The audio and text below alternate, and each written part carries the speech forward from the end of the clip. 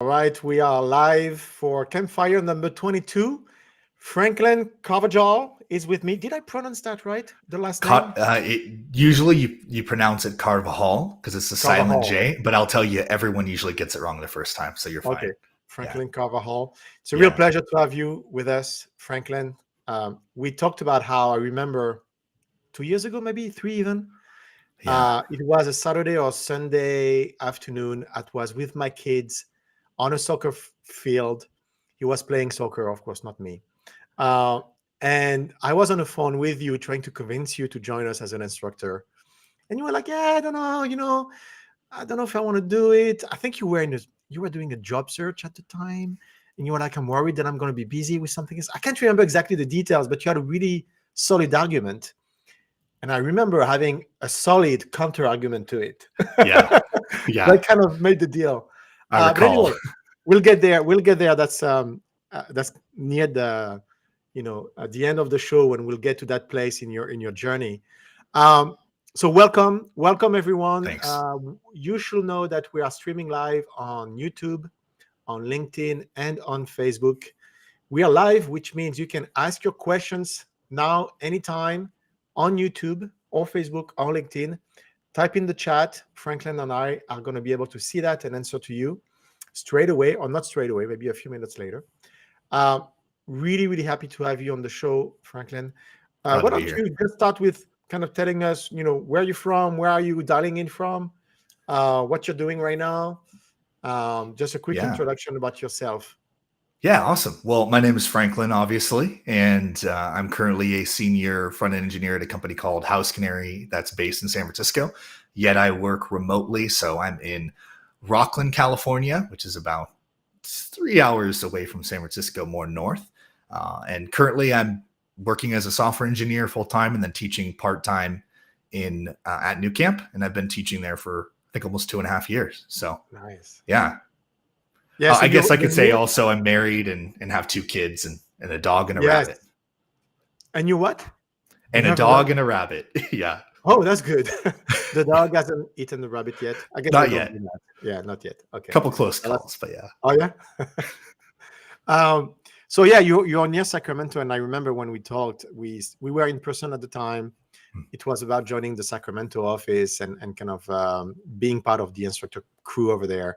So you are, I mean, I'm looking at your LinkedIn profile, and you've had a tremendous experience in software engineering.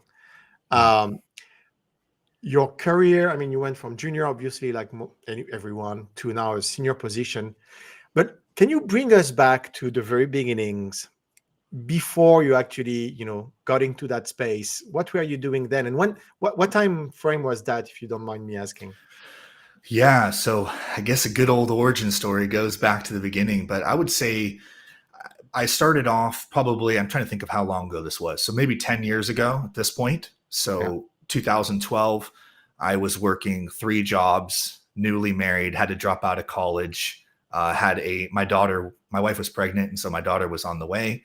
And so I basically had to drop out of college and was working at a grocery store early in the Wow. morning, get off, go work at a private golf course, which was always fun. And then I What were would you go doing over there? Were you the caddy or? yeah, I worked at the cafe, which usually Yeah. included a lot of the kids of the folks Oh, who yeah. had the private membership and having to deal with them, which was always very interesting. But Yeah. yeah, and then like a little side job, but it was 6 days a week, 4 a.m. to 10 p.m. It was Jesus. tough. Yeah, so that's kind of where I started, and I knew something has to change. How am I going to go to college if I'm doing all of this? And that's kind of when things began, if you will.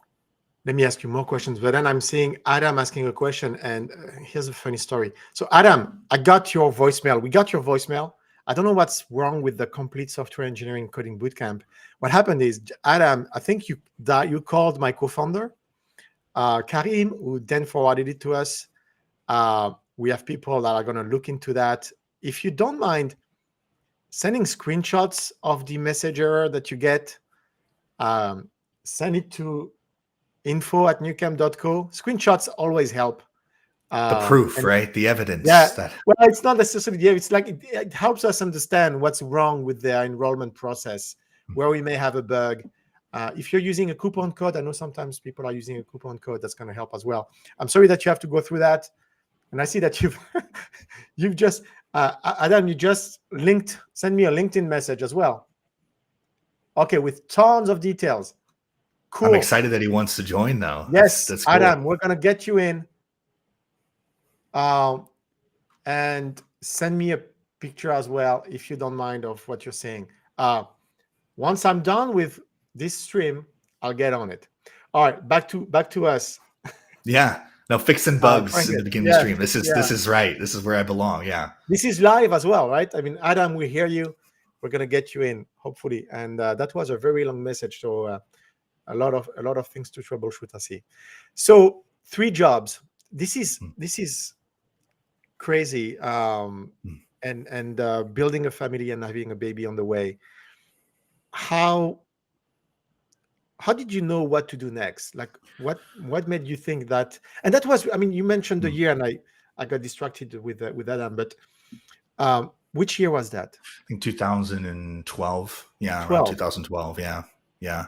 Were coding bootcamp a thing at the time? No, definitely right? not. There was nothing there. I mean, it took even a few years after this. I mean, it is immediate just because there wasn't anything out there, and I really had no idea what I was even going to do in the beginning. You know? So 2012. So did you think about coding at the time, or did you kind of wonder, did something else? Yeah, that's such a good question. So I had been picking at the idea because of somebody who I knew who was living with somebody who was making a lot of money. That's all I knew. And so you're in California, so you must know those people, right? Right. In California, it's it's more common. And they were talking about programming and saying, I'm going to learn. They actually never ended up doing it and learning from this person, which would have been incredible for them. But yeah, I kind of had the idea, but for me, it was just, I need a new job.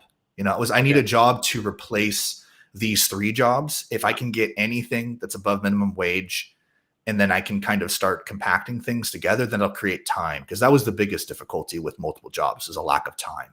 Yeah, right? That's the thing. I was thinking about that. I mean, if you want to invest to learn and you have 3 jobs, how do you even, you cannot square that circle, right? It's like, yeah. Centuries ago, you'd have a sponsor, and somebody would just sponsor you and you would just be funded. But nowadays, it's entirely up to yourself in many situations. So did you have student debt at the time as well? That's the fortunate part. I mean, of my story in general is that I don't have really any student debt. And that's because I kind of sat on the outside watching all of my friends go to college and watching them graduate and them get the student debt. But, that was a good call. Yeah. So, I look back and I think, man, there's surely providence there, because it would have really stunk to come out with some of the debt that some of them still have. But yeah, I didn't have much debt, but it was just paycheck to paycheck, and it was minimum wage, and it was dropping out of college, which is pretty defeating. And overall, just thinking, where can I even go from here? I mean, it didn't seem like there was really any option, right, at first. So that was, but you started to think about code, right? Or was it code at the time? Or well, really, I cared more about just getting out of like a grocery store and getting out of, I wanted to get into the office. And so I knew I was technical. I've been technical my whole life. I'm a 90s kid. So, it might make some people feel old or young, depending, but I was really into video games and techie from a young age. So I knew I wanted to get into like an office job or something with computers. I knew I'd be able to type. And I thought, man, if I could just sit instead of working all day on my feet and get paid, $15 an hour, and combine these 3 jobs to 2 jobs, and then 2 jobs to 1 job, that'd be good enough. So that's kind of where it started and got me into my first data analytic position. That was. So I was going to ask, what was your next move? So you actually got a position as a data analyst? Yeah, they gave me a shot. Yeah, I ended up finding out later that this company was pretty generous with minorities and other things, like early on, before it was any kind of hip thing. And they saw me and they saw my work ethic, and they cared more about that. And they could see, I guess, that I was teachable, right? That's like the number one thing, teachable. And they thought, okay, well, we can teach him how to review, appraisals of properties and those reports. And we'll have people who know what they're doing, and that'll train him, and you'll learn how to do it. And I thought, man, if I could get this job, I cried when I got the job, honestly, just to get to $15 an hour was like, it was, this is my opportunity. And you were in a sense in California. you were affordable as a data analyst, right? I mean, Oh yeah, yeah. I mean, right? I And would so they start people at a pretty low rate. I mean, it's increased now because of inflation, but yeah, yeah, it definitely was. It was a big deal back then, but it was also for no college degree and no prior yeah, data analytic experience before, especially with the residential like appraisal market of properties.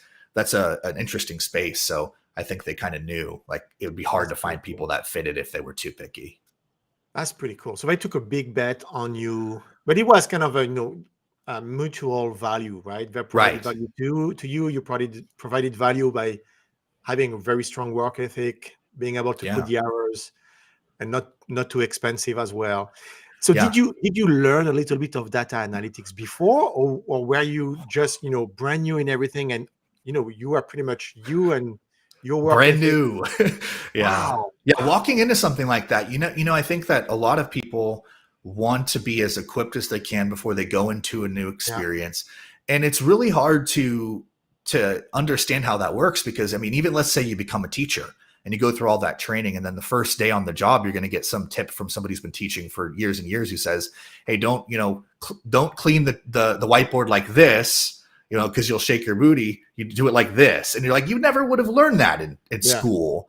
Yeah. So I do think that there's only so much preparedness you can have. And so therefore I had to really just, the selling point on myself was I'm able to learn whatever's put in front of me. It might not be as easy and I might have some hiccups and all of that, but I will do that. And so that's kind of what I did. And I jumped in and I learned from a bunch of really smart people. I asked a lot of questions. I didn't ask redundant questions. And before you know it, I was reviewing, thousands of residential appraisals from JP Morgan Chase and Wells Fargo and really into fintech. Wow. So Yeah. this company, was it a tech company, or was it a financial company with a tech Yeah. That's a good question because they organization? I mean, how did you think about yeah, that? they would say, I would say that they were not a fintech company initially. They were really in the business of broker price opinions, which is basically a broker giving a value on a property from Yeah. inspection or whatnot. And then eventually they started making a lot of money and went into the appraisal industry to get more opportunity. And then from there, they were really just leading in tech for years. And so the government was coming to them, and they're no longer, I would say, the number one in the space, but they were leading. And now I would say that they're more of a technical company, but they make a lot of their funds from non-technical stuff as well. Gotcha. Yeah. Hey, let's pause for a sec. We have Sure. student of yours, or previously student from 2021. Do you remember Daniel Alvarez? I think Yes. Daniel, Yeah. your name rings I a bell. remember names, especially, Yeah. even if I don't, remember in-depth stuff. It's pretty hard for me to see a name from a student the last couple of years and not remember their name. Yeah, and we'll talk about the other. We'll actually go back in time. There are other questions before that, but do you want to actually maybe address or answer Daniel's question? Yeah, What is the absolutely. difference? Yeah. What is the difference from what we learned and And what UX UI is? I'm a graphic designer. Oh, that's a great question. So, well, I think from a front end perspective, right? As a developer, you might consider UI UX more design related. You might have experience as a front end engineer where you're going to have to work closely with designers who are UI UX designers that do not know how to code a full front end.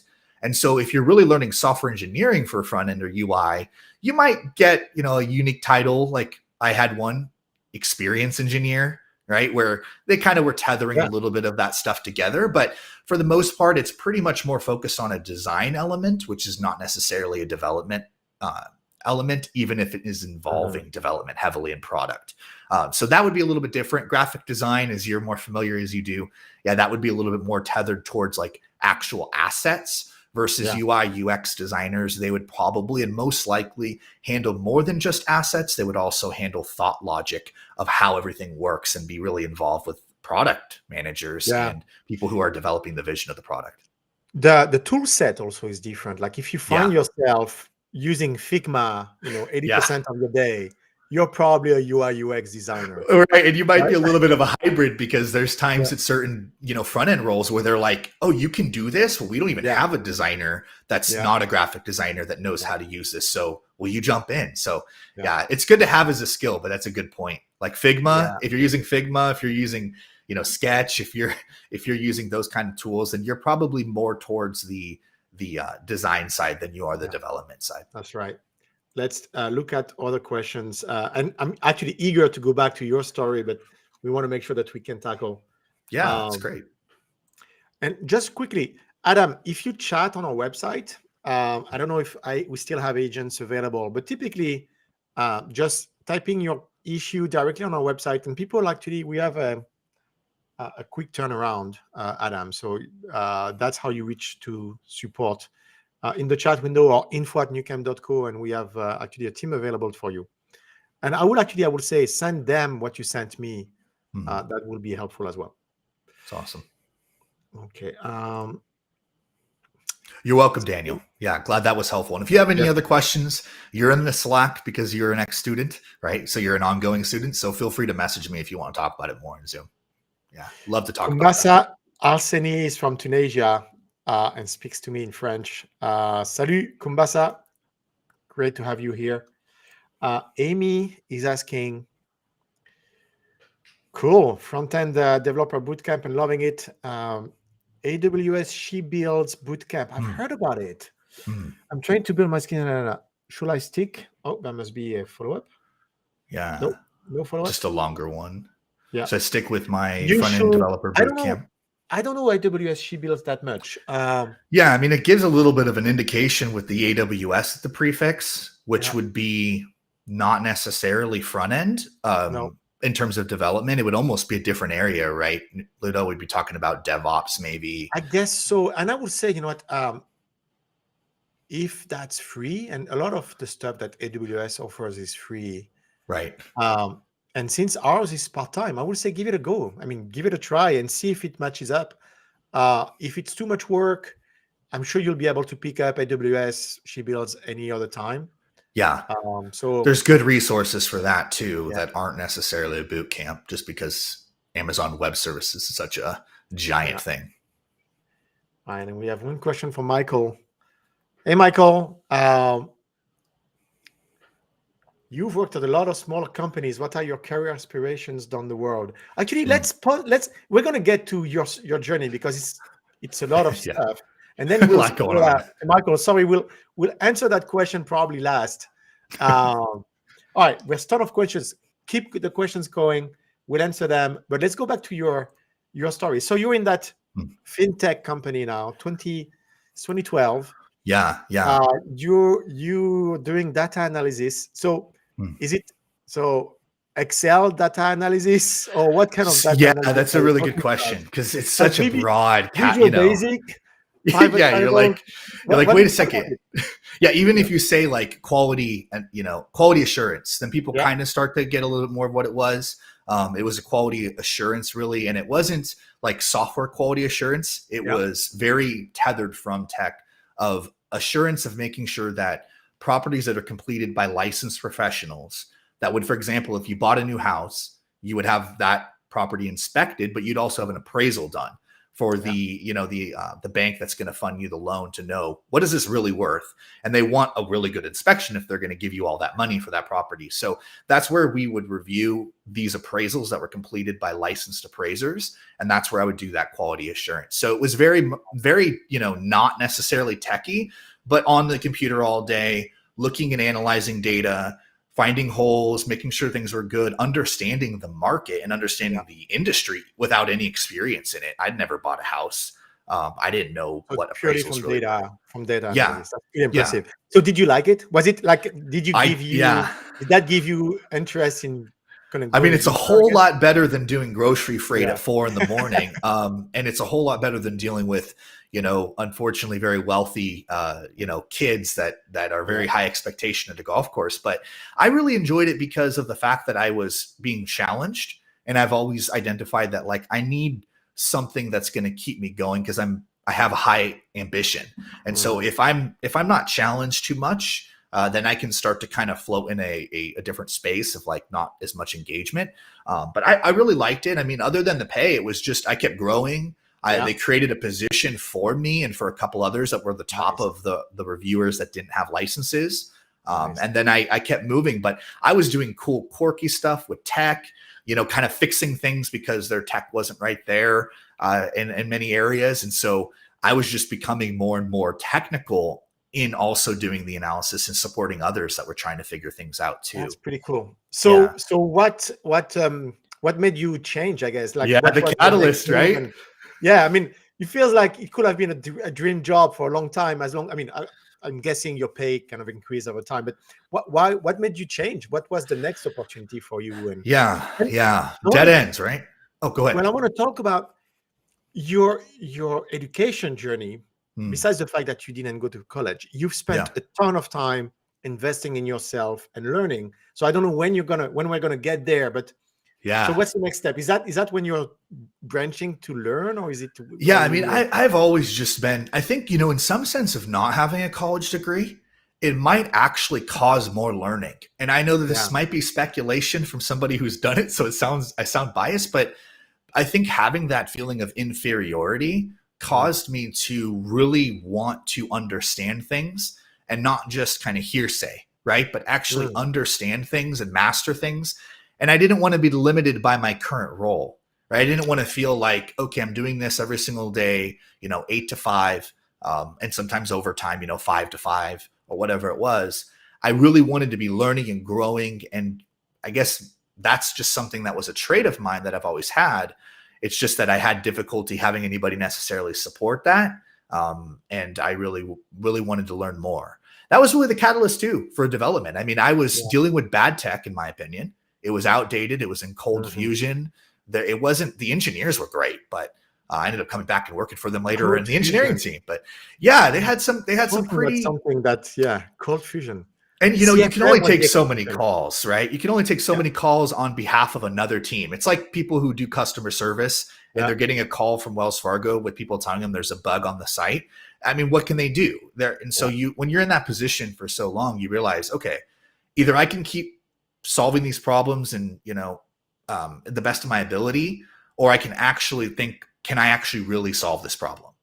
And for me, sometimes it takes a while before I realize, why am I waiting for somebody else to solve this problem? I should just solve it. Oh, I got you. So you were pretty much in a position of not being able to solve those software problems, and then we're being like, why am I waiting for someone else to do it? Why can't I do it? Right? Yeah. So and you need a little bit of clout at a company too for them to really listen to you. And sometimes the things you're saying, they won't listen until it's COVID, and then they realize that remote is a good thing. So there's a lot of different things like that you kind of have to create your own space. Walk us through. So how did you go from quality assurance analyst to associate software engineer? That's a good one. So I'm looking at your LinkedIn right now, right? And tell me how along that journey you went to your first coding bootcamp, I think, because let's be clear. You went through how many coding bootcamps or similar coding bootcamps? So I went through I would say I went through 2 to 3 boot camps. I would say I really went through, if we're looking at a logistic, like a real boot camp, I went through 1 boot camp. Okay. But I would say that at the time, there wasn't really many, all the boot camps that existed at that time, after about 4 years of working at the company in quality assurance, 4 to 5 years, there wasn't a whole lot, there wasn't any there for sure was no partial boot camps or part-time boot camps or remote boot camps. It was all in person. Most of them were hotspot areas, expensive areas like San Francisco, New York, LA. And there wasn't a lot of trust in these boot camps yet. You have to keep in mind they were relatively new. There was a lot of skepticism. I had a lot of skepticism because I knew the risk I'd have to take when it came to. What was that risk? So what risk? So when you went to that boot camp, what was the risk that you took there? Yeah. So the risk was, first, I mean, I did a lot as much as I could with, I think Code Academy might have just been starting.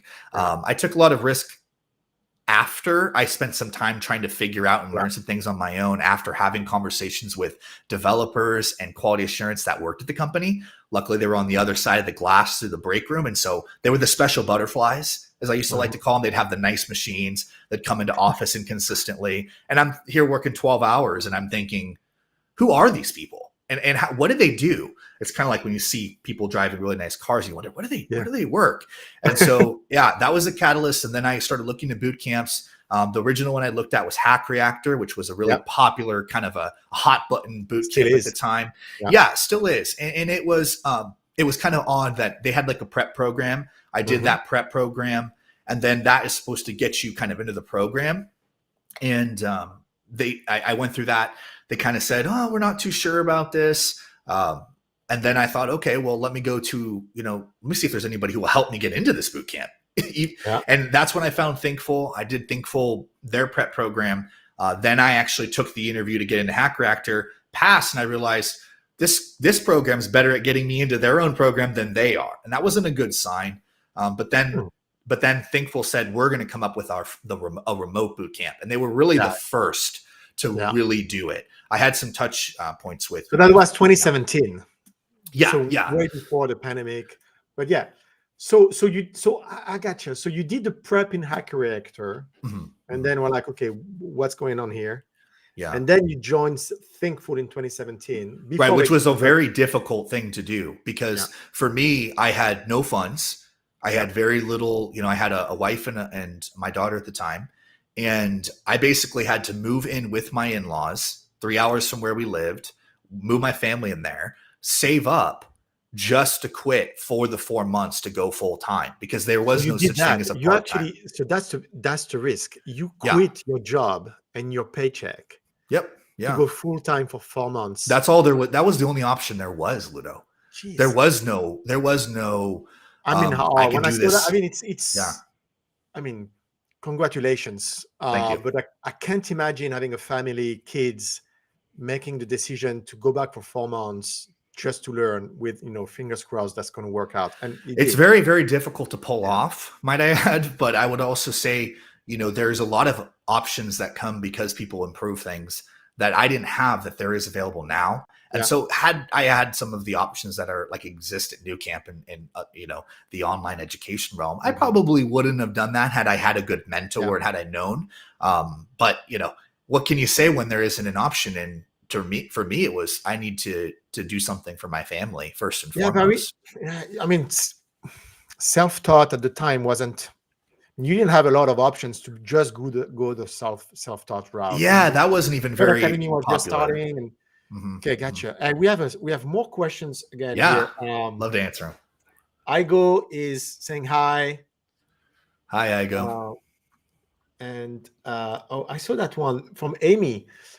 And if you don't mind, I'm going to take that one. My daughter is 13. She's progressing well on Free Code Camp. She keeps asking, what next?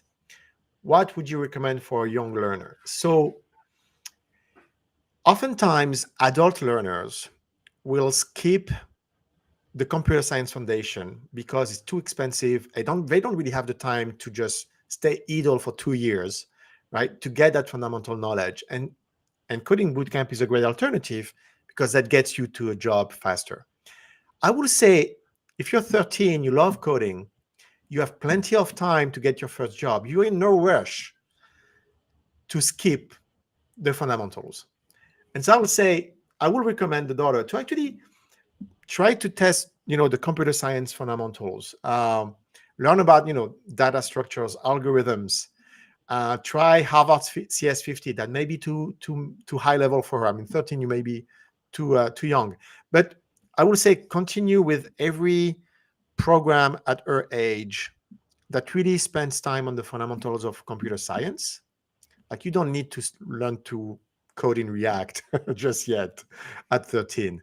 So start with the fundamentals. And if she continues to like that, I'll say at 16, she's going to get into, web dev and stuff like that. And then she's going to have everything she needs to progress. But yeah, she's in no rush to go through, web dev and stuff. I would say.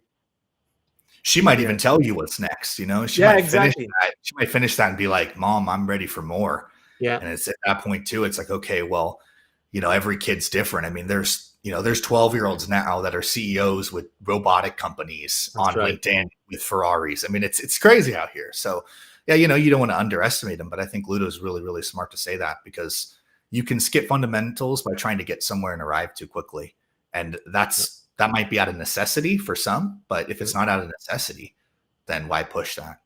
Yeah, cool. Just get All right, and advice. there's a bunch of friends who speak French who are asking, and I don't know that I can help just yet.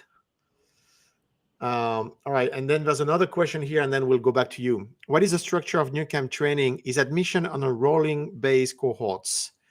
Let me ask you to answer that first question. What's the structure? So, for those who don't know, Franklin has been a instructor as well with us for the past 2+ years, and so you have a ton of experience with new camp. We're talking about your journey as a self-taught and as well, coding bootcamp graduates as well. But based on what you know as an instructor, what would you say about the structure?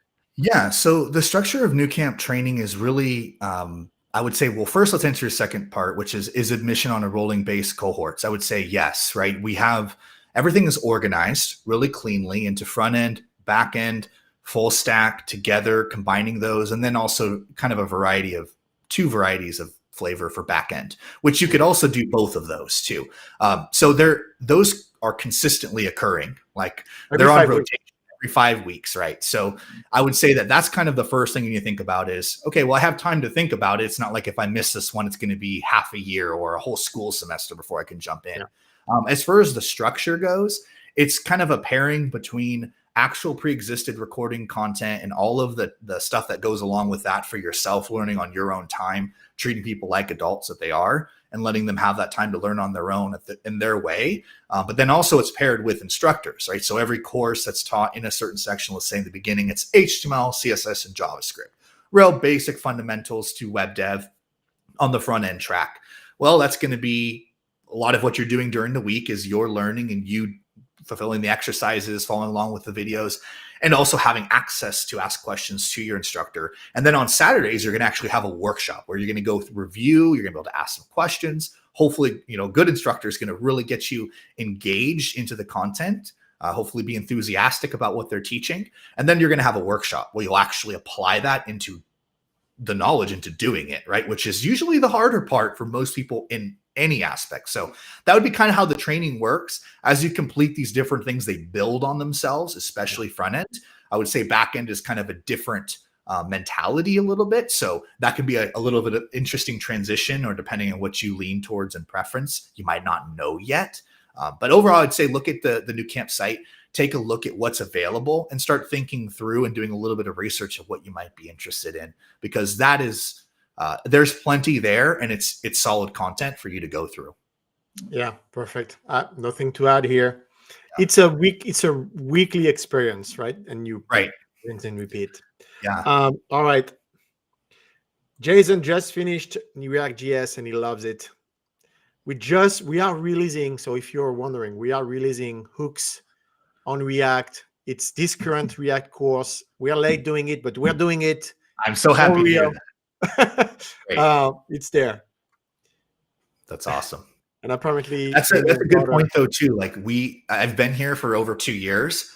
I've watched and can attest to why I like teaching here, which is iteration, right? I mean, you could have kind of something static, or you can have something that improves consistently over time. And New Camp has been very iterative, so it's awesome to see that come into play. Cool. All right, so let's go back to you now. So you are enrolled in Thinkful. You quit your job. You took. I just can't believe it. This is just crazy. Yeah, it's a little crazy. You did it. Yeah. You did it. You took your family back with the in-laws. You had a baby along the way. I mean, you're. I mean, did you have another baby on the way when you did that? No, I've got two. So I've got an 8-year-old girl, and then I've got an almost 2-year-old boy. So she was about 3 when I did the boot camp. At my in-laws' house, quit my job. The reason I had to stay, we moved in there for a year actually. So I lived there for a year, saved up so that I could quit. Because to quit, you have 4 months. Yeah.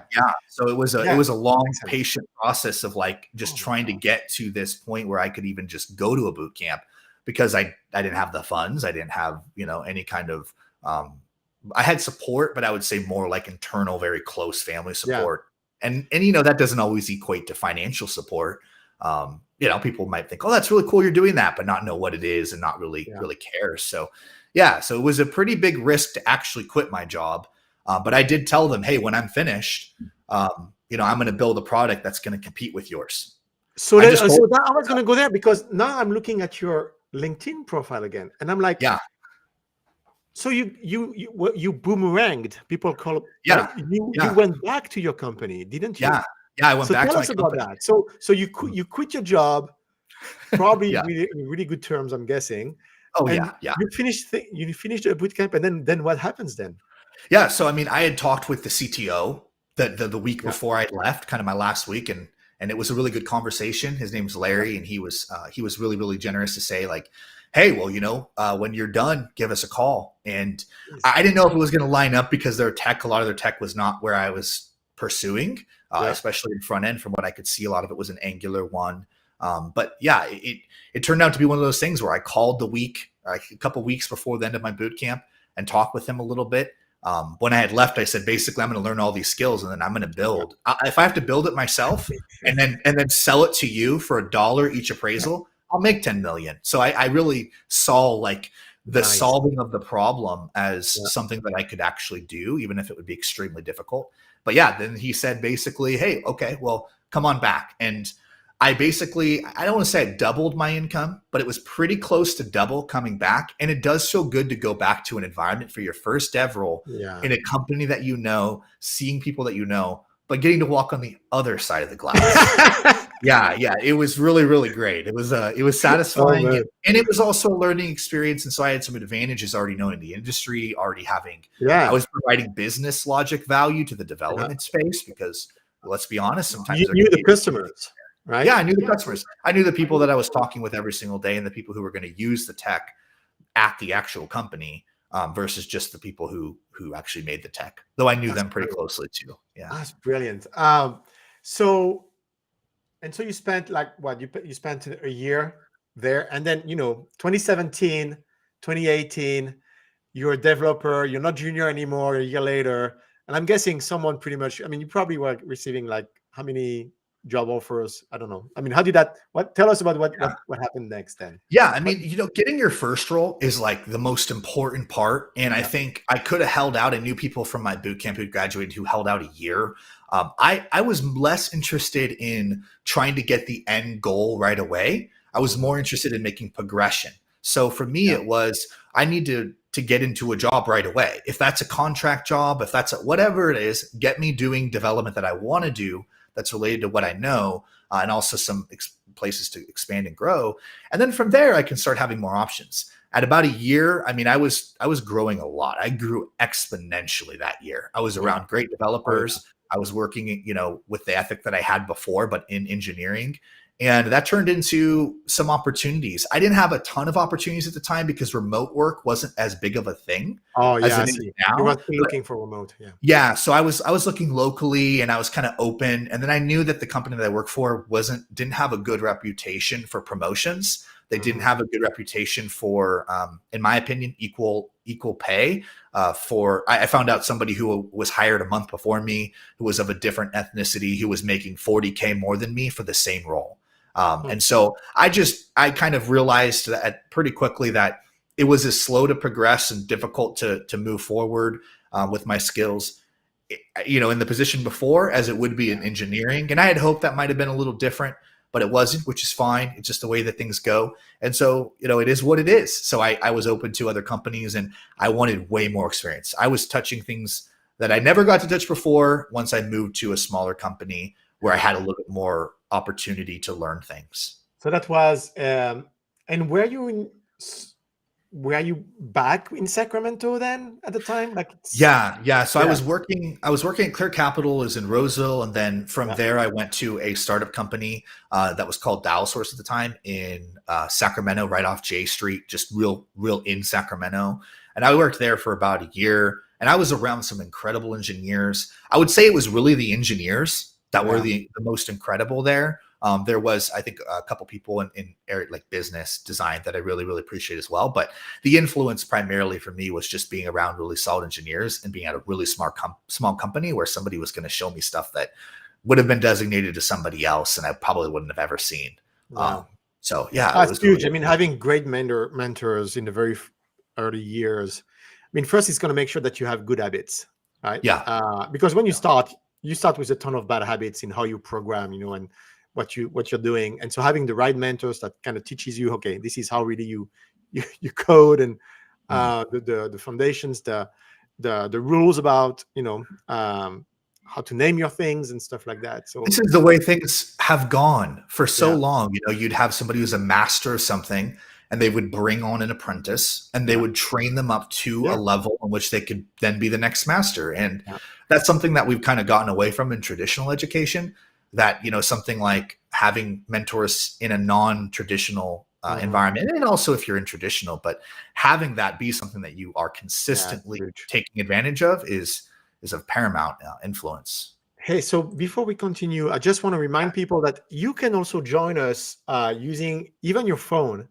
If you follow that link, url.newcamp.co/dial-in, don't do it now. You should know, if you follow that link, you actually will arrive here in my console, I will say, and we'll be able to bring you live with your phone, with your camera, with a microphone and camera, and have a live conversation. You'll be streamed live.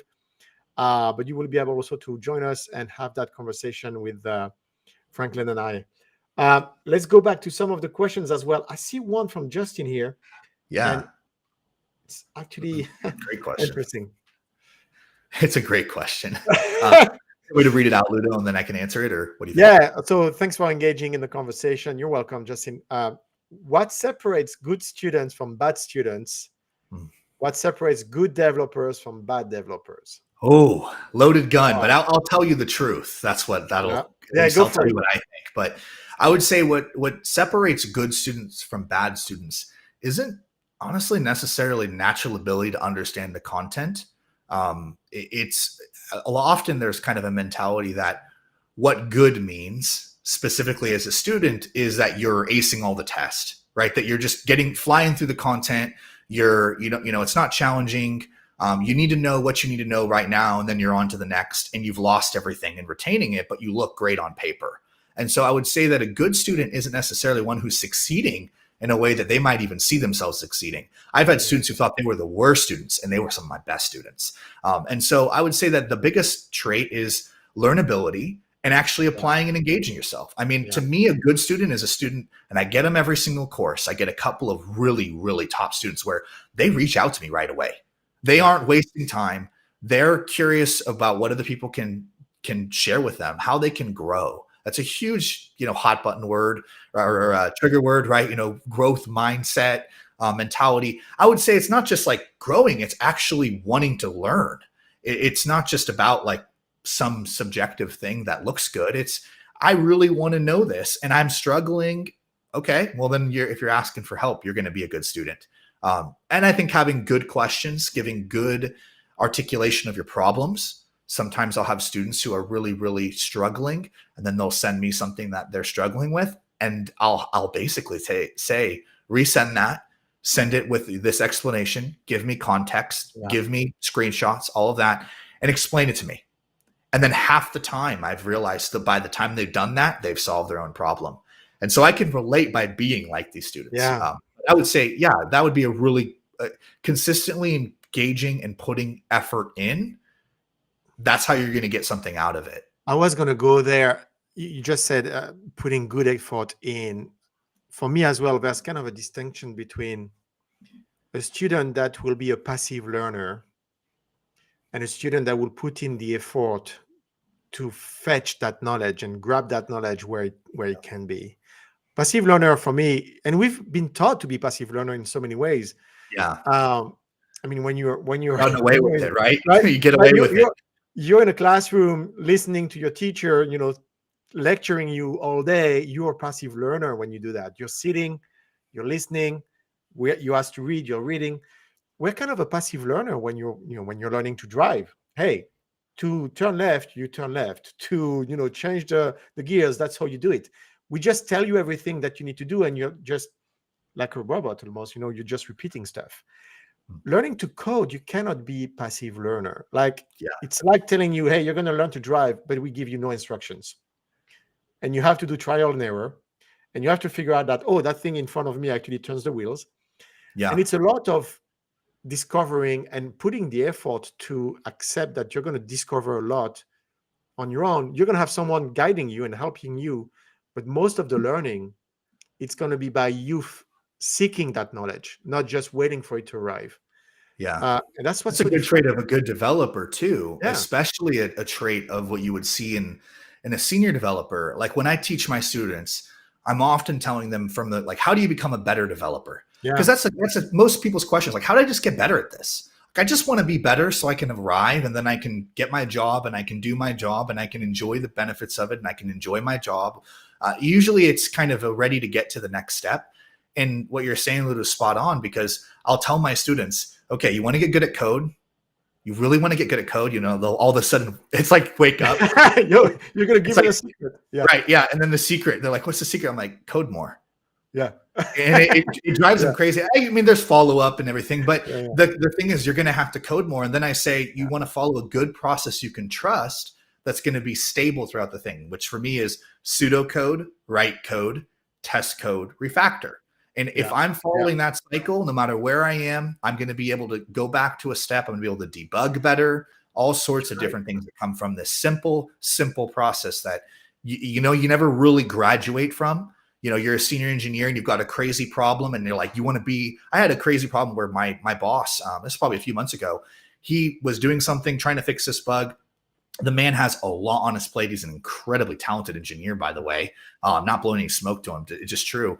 And he just was having, he had tried to fix this thing like 3 times. And he basically handed it over to me. And, I could have skipped and tried to solve the problem again, but I stuck to pseudocode. Then I wrote some code. I tested it. It didn't work out so well. And then I went back. And by the time I finished the problem, it was clean, pragmatic, simple, good. And he called me a genius.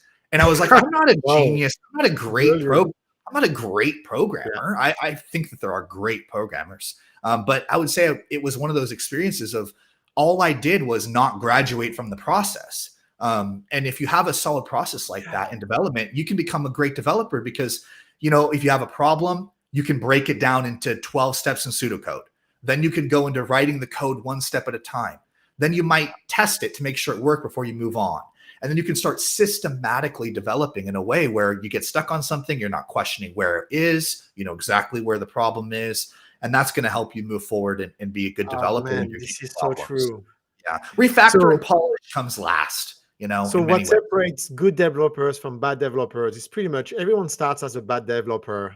And and then you make it to become a good developer by continuously learning. And I love what you said, not graduating from the process of learning. And I love what you talked about in terms of refactoring code. I mean, refactoring your own code, I'll say every 6 months or every year, is such a satisfying experience. Yeah. It's a boost for your ego, for your confidence, because every 6 months, every year, you're going to look back at the code you wrote and you were like, I could do it so much better now. Yeah, what month you wrote this? And then you look at the commit message and you see yourself in there in the GitLab. You're like, it just happened to me, I think yesterday. I was like, I had no clue how async await was working, right? When I wrote that, because nothing was waiting for anything. Like everything was in a while, Yeah. Before promises, I could imagine. Yeah. Why wait for the promise? Nah, it'll just happen at some point. Yeah. But yeah, refactoring is super important to the learning process and such a boost. It's motivating too to turn something that's working and functional into the best version of what it could be. Yes. And just to get the satisfaction of like the cleanliness of it, the trustability of it, the fact that that another developer that might not even be as good as you or better than you, because you're always somewhere in that spectrum, you're going to be able to know that they're going to be able to pick it up and that they're going to understand what's happening and that they're going to be able to work with the code base. And that's satisfying, knowing that you're not writing code that's going to leave other people, in tough situations. And that should be satisfying, I should say. Yeah. All right. So let's see. All right. Let's actually answer that one real quick. And then we get back to you. And we only have, it goes fast. Those shows always go super fast. So I feel like I'm willing to go longer, but I get it. Before full stack. I'll answer that one and then we'll get back to you. So if you feel like you have a good handle of fundamentals, like let's say you've learned on your own for 6 months, self-taught, You have a good handle of, loops, conditions, functions. You could start with the full stack, because then you will actually start the front end full stack and then you'll finish on the back end. It'll be kind of a logical progression, I would say. If you feel like you're lacking in fundamentals, like you're just really starting to get into code, you really need to have the fundamentals of, programming. As I said, loops, variables, functions, you name it, conditions. Start with the back end, because we spend more time there with Python, and then go on full stack. All right, back to you. So let's talk about how you came to Newcamp. Then and we left your experience. We were in 2017. You had your second job. Can you tell us how you evolved, during that time to now being a software front-end engineer? And can you tell us how did you get involved again in coding boot camps? Yeah. I think you taught at other coding boot camps. How did you join Newcamp? Why? Can you share all of that with us? Yeah. So I didn't necessarily teach, but as a mentor does or a TA does, you end up Yeah. teaching. And so I really knew right away that I didn't have the greatest bootcamp experience. I knew that I didn't really have, it felt like I didn't have TAs and individuals. The teachers were very good, but they weren't really, they weren't responsible on their schedule to handle a lot of my learning. And so I wanted somebody who was really passionate about helping people. I mean, to me, you think about all I risked just to get into this industry. I could tell and sniff right away if somebody was really caring about whether they wanted to see me progress or not. Yeah. And so I wanted to solve the problem again. I didn't want to just complain about the problem. And so I thought, well, if I had a horrible TA, I might as well jump into like 3 boot camps, make myself available by being in their chats, see their curriculum, be able to get a feel. And so I've had probably, I would say, about 6 boot camps worth of different kind of exposure. I had no idea. Yeah. And they're all ones that are still around, and they're all ones that are relevant. So it's been interesting to kind of see the progression of boot camps over the years since I started. But I got involved with mentoring as I was also running a meetup in Sacramento, not Sacramento, but Roseville area called Beer.js, which was a JavaScript meetup that I started. Cool. Charter, and we would have little talks, lightning talks, longer talks, and then go have beer or club soda. We would hang out and we would talk, and so people were getting naturally hired from that more than with recruiters, because people were coming who were actual developers who were hiring. We had people who were developers who'd moved to the area, who'd been working for 3 years, just didn't know anybody, and so that kind of really helped. Pizza for developers, right? That's all it takes. Yeah, getting to know other developers and having people who can encourage you and affirm where you're doing great, be honest with you where you're not. And you need accountability. You need people who are going to tell you what's true, because if you don't, then you can kind of be investing in areas that maybe you shouldn't be, that you already have pretty well. You want to get more well-rounded. So that was when I started helping other students, and I was just super passionate about that. I did it as a passion side thing. I didn't get money for it. I got a little bit of money, but it wasn't anything like, Newcamp, which, isn't a full-time job replacement, that's for sure. But I definitely was more invested and interested in it for the sake of people. And that's what I care about. I care about people. And so that changes kind of how I view teaching and how I view what the process and what the boot camp looks like. As for why I got into Newcamp, that was specifically, after a conversation with you, Ludo, and me jumping in and doing it. Then I realized the great satisfaction I had in working with students and people, being able to satisfy the itch of providing what was not provided to me, and also just showing and encouraging people where they were in that phase when I didn't feel like I had the correct kind of encouragement. You can kind of be like, you'll do this, but there's real authentic encouragement that comes from being in despair, and people not, kind of glossing over you real quickly. Right. And so, that got me invested with Newcamp. I also am a minority, I'm Hispanic. And so I understood how difficult it was to go to, afford education. I didn't want to invest in a working or teaching at a boot camp that was just extremely unaffordable. I had my own nasty experiences with that coming out of a boot camp, some of the boot camps that are more expensive. And I really didn't want to be at the place where people were spending a ton of money. I wanted to be at the place where people were maybe not able to afford much, but really had the drive and wanted to get in it nonetheless. Well, we're so fortunate to have you. And I really, really remember that conversation. I'm close to a few instructors myself, Yeah. quite a few actually, and there are people that kind of leave a mark on you, and you're one of them definitely. And so it's been Appreciate that. 2 years and a half, and we've always stayed in touch, and I've seen how well you've done as well with your students. I like to do that. I hope you don't mind, but Yeah. amazing score from students. You've taught, boy, let me do the math real quick, like 25 courses already, Yeah. 4.71 average.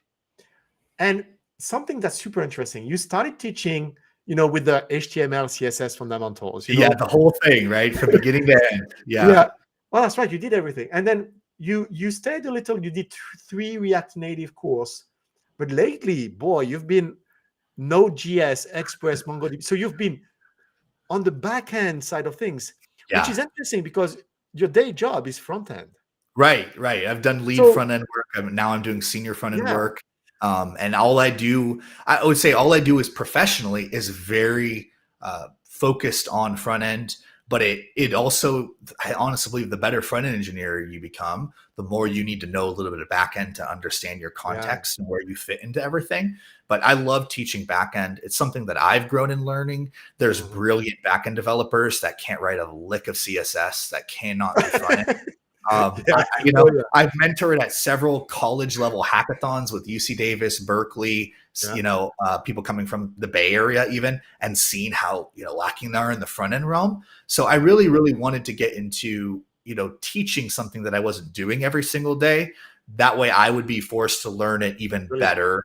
And then also I would be able to teach it from a perspective, maybe people who are coming into the back end course who are only used to front end so far. And then Yeah. this transition occurs.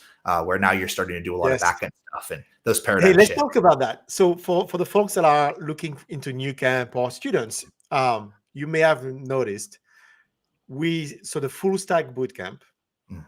actually starts with front end. So it's Bootstrap, React Native. So Yeah. that's like a 5+. That's like 13 weeks teaching weeks. So it's actually more. It's like almost 3 months of front end. Yeah. And during that time, you dabble in JSON files, and so you call data, but it's kind of fake Yeah. data. You run Like you not run your really own sure little how. servers. It's not real, but it's Yeah. still kind of it pretends that you're fetching data from a server. Yeah.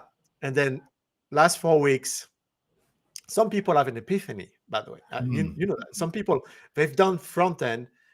They start Node.js, Express, MongoDB. They start with the route, REST APIs, and then they're like, "Oh my god, I love that way more." Oh yeah. So Yeah. tell me about your experience with those students that arrive in your class. They're on the Yeah. last 4 weeks of their journey. What is it like to teach? Yeah. They call the running joke with some of the new camp staff and other instructors, they call me the finisher because that's really what we're doing, right? Is, you have all this experience and you're coming in, it's a paradigm shift. So you usually get a divide. You usually get a divide between students who are like, why I really like backend all of a sudden. Or, they start realizing they don't have to deal with certain things in front end they've been, dealing with for a while.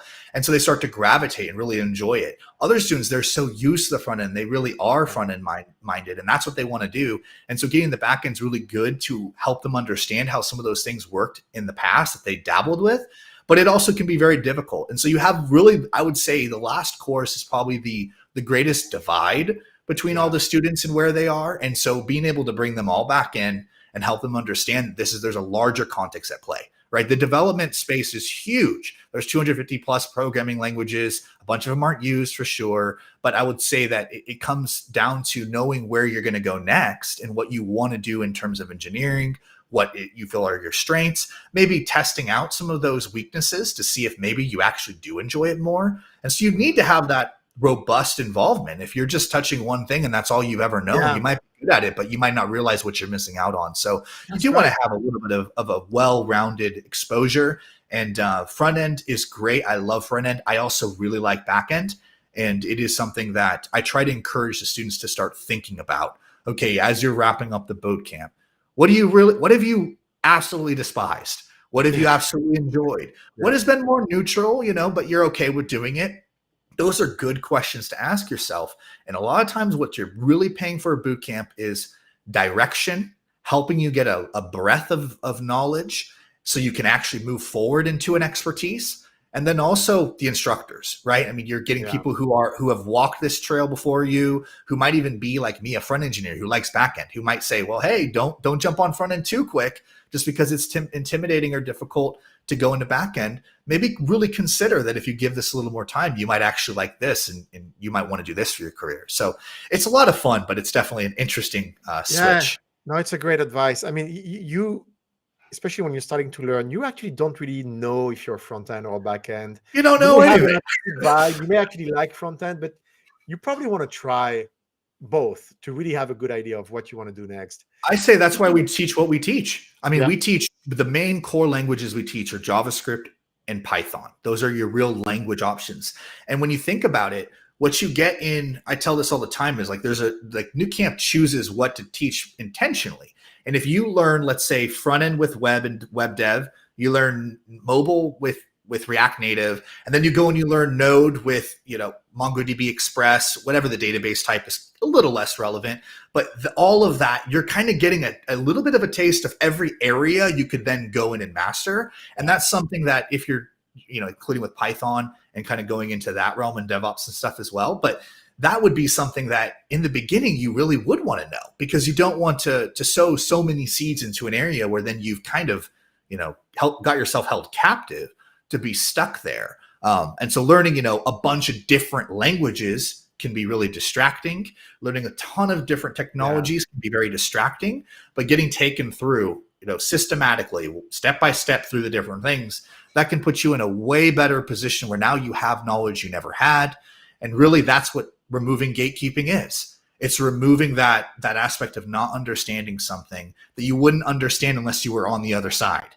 And so by removing that gate, then you can kind of start to just determine where you want to go from there. That's and really awesome. what you enjoy. Yeah. Hey, Franklin, we're actually at the end of the stream, but I have one more question. We promised Michael that we will talk about that. Cool. So where do you see yourself in 2 years, 5 years? Like what's next for your career? Yeah, it's a good question. So I'm really, I went into a lead position at a robotics company in Pittsburgh, loved it, worked with them for almost a year, kind of built out some of the UI stuff from scratch there. It was really, really fun to work with robots. And now I'm at House Canary, which I absolutely love. This company is incredible. To me, they're just What do such they do? What is Ask Canary doing, and what do you do over there? Yeah, so they're back in. It's kind of similar to Clear Capital, more fintech, Cool. and really, I would say, really high end, high fidelity, great user experience, very data science, data driven backed products that are very, very invested into that space where there is a lot of need for it, and that's kind of scratches that itch. But I care more about the quality of life than I do the flavor. So for example, I wouldn't want to work at Google specifically because of what the quality of life that would include. So I think having your mindset of it's not just a FANG company. It's not just, a bunch more money. It's quality of life. What is the next quality of life move you can make? So for me, I'm at a place where I feel like I've finally made a quality of life move step that is so good. I want to stay where I am for a while. I want to learn from some of the great engineers. I'm also scratching some other areas of DevOps and backend, but I'm moving into other areas, more into my mentor side of things, right? I'm working on a podcast that I want to start called Reformed Tech. Definitely. You have to give them a link. I'm just finding that I need to, basically what I get over all these students, Ludo, is that there's usually a couple of things. I get stories later. I get a lot of stuff, and I'm realizing that, okay, maybe I need to start stepping out and putting things out there that are easier to get to more people at once than just it going into one person and then kind of not really putting that out. I might as well be taking advantage of helping. You will be awesome. I told you earlier, you have a radio voice. I don't know about that, but thank you. As well.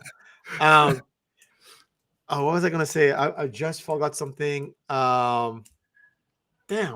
Oh, yeah. Okay. So the next move for you, your next career move is the enjoy life move.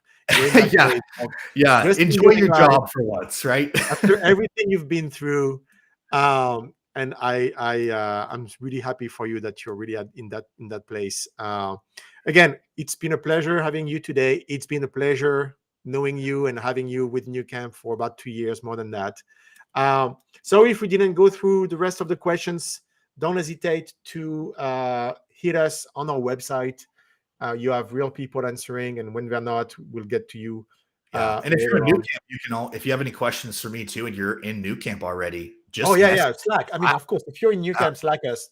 Like, yeah, anytime. We'll get into another conversation when, then I'll record that one and send it to Ludo. But there you go. It's been such a pleasure. This has been an incredible last almost 3 years of teaching and growing with these students and watching these students succeed and seeing the success that comes from this program, and all the people that I think in many other environments would have never had a fair shot that really have come out through this. And to be a part of that, I don't care what it looks like. I don't care how it necessarily sells. I care about what it's actually doing for people. And so it's just an honor to be on, finally in a fire jet. It took 22, but I'm here. It took 22. There you go.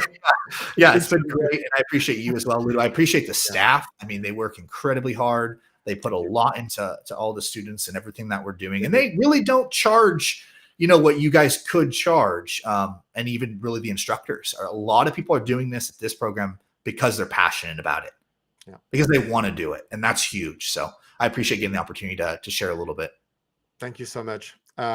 Thank you. We'll chat again on Slack. Have a great weekend, everyone. Great weekend to you, Franklin. Enjoy life. That's the thing. Yeah. Enjoy life now. Yeah, maybe you can come on my podcast. We'll see how that goes. I will. I definitely will. Yeah, I'd love to interview you. Let's do the opening if you want. Yeah, exactly. Yeah, that'd be a cool introduction opening for sure. Yeah, it's going to be a lot of fun to invite people on and ask some questions. Yeah. So. All right. Awesome. Take care. Thanks. See ya.